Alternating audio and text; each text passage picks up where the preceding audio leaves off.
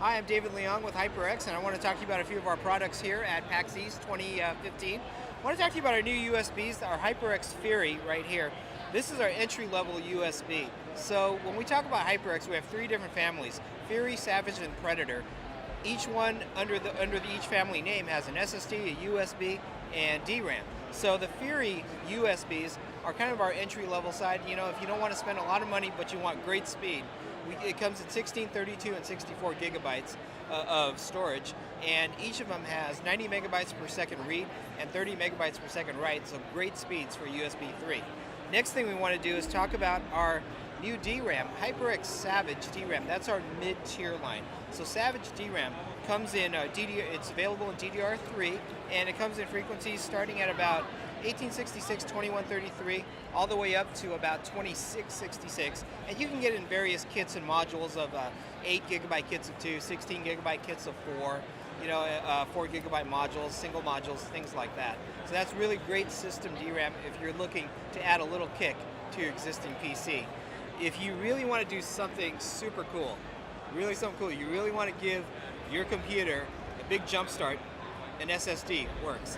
Our HyperX 3K is a great, awesome SSD that we've had for a couple of years now from HyperX.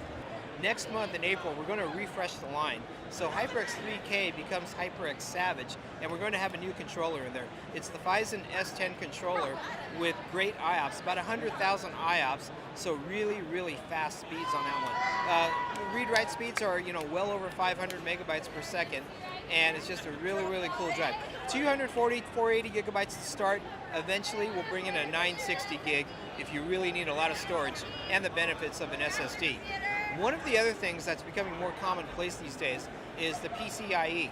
SATA SSDs have been around now for about 5 to 6 years, and the theoretical bandwidth limitation is 600 megabytes per second of throughput.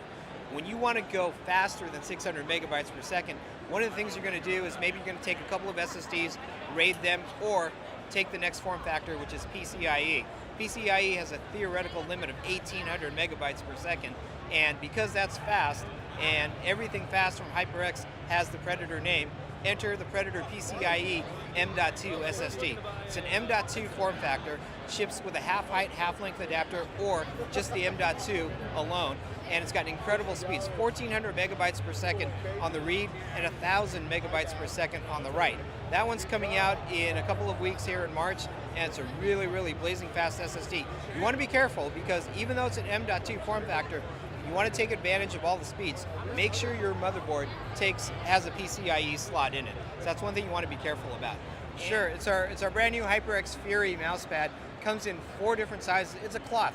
It's a cloth mousepad, and we've tested it with some of the best gaming mice out there, the top selling gaming mice out there, to make sure gamers are going to like it. So it's really, really, it's optimized for both laser and optical mice for gameplay.